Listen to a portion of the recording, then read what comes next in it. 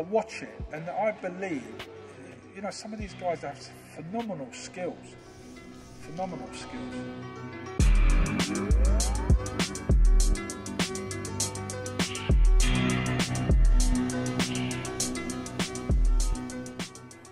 And you've got to remember, these guys are not gone to college, university, art school or anything. All these guys are self-taught, and that's the magic of it.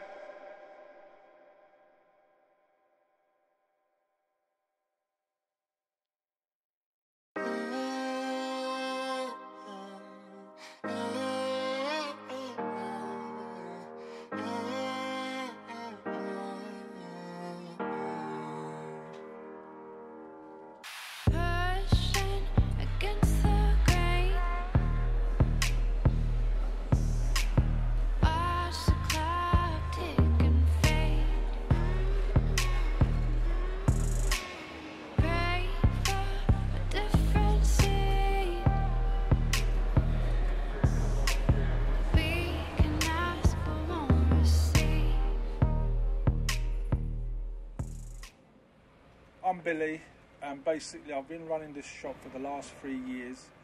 It's amazing where I started and where I've gone to.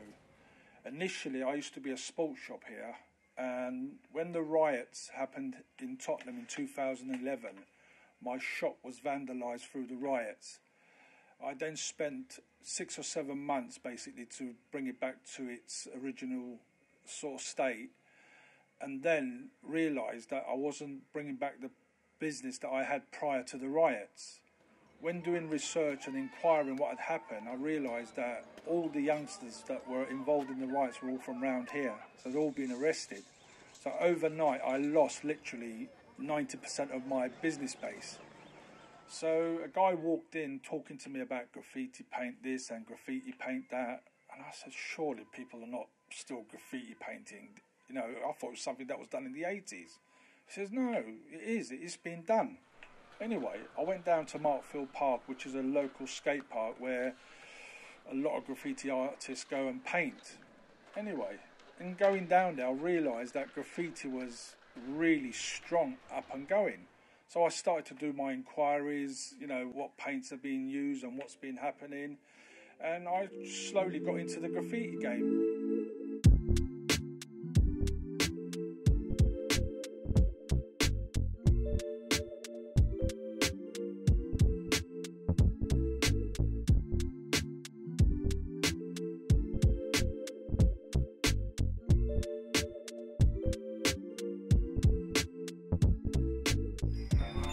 And as time went on and I got to meet people and realised that they are genuinely a nice bunch of people.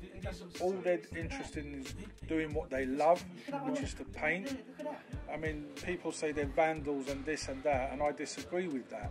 Because you have vandals in football, you have vandals in rugby, you have vandals in everything. So I don't see why they demonise graffiti as a vandal's hobby.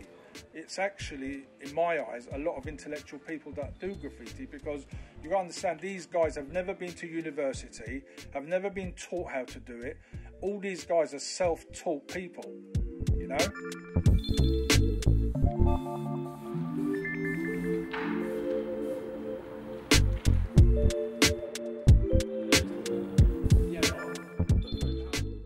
My name is Stak. I've been writing for 4 years. I got into graffiti because I started at school. I was tagging at school with one of my friends, and I just kind of thought that was the sort of thing I'd wanted to do. And one day I was on a pub crawl. One of my mates, he came up to me, introduced me to another boy who lived near me, and he was on it. He was on doing everything, like painting trains, painting walls. We used to do everything, and plus he was older, so at the time I was 16. And he had a flat and that, so I could go to his after. And then obviously my mum and dad wouldn't moan, and I think there's no one me coming in 4 o'clock in the morning because I've been painting trains and that sort of thing. But yeah, that's how I kind of went from there really. I went from chilling with him, and then it took a turn because I was going to legal walls, and then my pal like kind of got me onto painting trains and doing train yards and things like that. So I've done local ones near me. See, painting, you want your name everywhere with graffiti. You want it absolutely everywhere. There's nowhere you don't want it. So having your name on all the trains, all the fronts, any barriers, ticket barriers, anything on the... That's why the trains are used so much, the trains and the train lines, everything like that. It's used so much because so many people use it.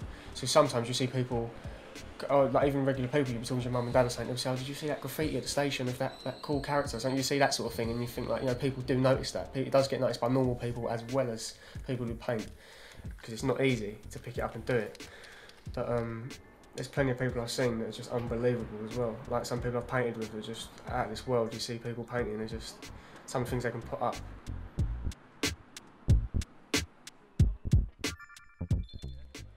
I mean, I was once in League Street and there was a guy there taking pictures. It was something to do with the government. There's bloody vandals.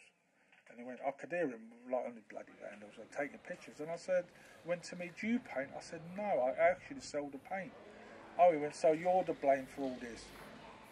I said, no. I said, but what's the problem? I said, this is a legal wall. They come here, they're expressing themselves, they're portraying something they feel, colours they want to put up there. I said, you don't realise the foreplay before this happens. It's not something they just come along and do. Before this happens, they actually pick their colours, they have a plan, they have a theme, they have a character, they have a letter, and they come here and they execute that on the wall. And they get a high out of that. So how can you sort of, you know, call these people whatever? I said, if I gave you a can and asked you to write your name, I said, you wouldn't be able to write it. I used to think they all went to school, initially, you know, to learn. He goes, no. I said, how did you know? Just practice, and then you just pick up the skills. You watch the next guy, you pick up tips from him, and you just, you know, mature your craft. And, you know, a lot of people don't know this. Unless you're in it, 'cause to me, this is like a secret world. Unless you're in it, you'll never understand. Like myself, 3 years ago, if you'd have said to me graffiti, I said, what are you talking about? What graffiti, mate? They don't still write. The last time I remember was the Beastie Boys and things like that. You know, because if you're not in it, you miss it. I'm walking down the streets, everyone looking at me. On my head high, honey, cause I'm fuck out these bitches. They said that I'm fucking crazy, but baby, come on, it's easy. I kill all these fucking MCs cause I don't care about mine. And I rap bush, but I found that's funny. My English smells shit, but I don't mind. And I do my things, yes, in my mind I bleed, but I dry my tears. Baby, give me some beers. There's people I've met painting that have just got the most normal jobs. Like, some of them are, I've seen like building surveyors, estate agents. I think someone told me there was like 2 people are lawyers, they're into law, and they're painting trains. And some of them have got kids. There's geezers that paint legal walls now that have got grandkids. That's mad. You think some people just, they still want to do it so much, and have so much time for it as well. And I do believe graffiti is a way of discharging frustration, because I watch these guys, they go into a zone, and for that 40 minutes or 2 hours or 4 hours that they paint, they walk away content with themselves. They've discharged, you know, bad energy, you know, you come away feeling better for yourself.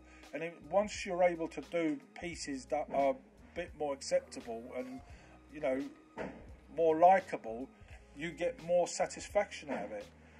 Otherwise, people wouldn't be just painting week after week after week if they're not getting something back from it.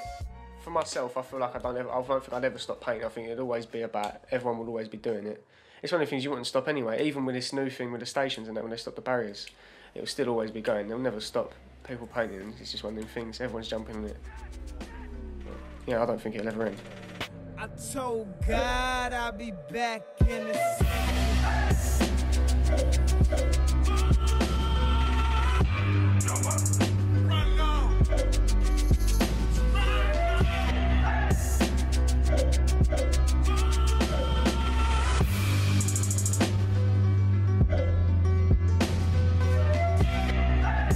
I told God.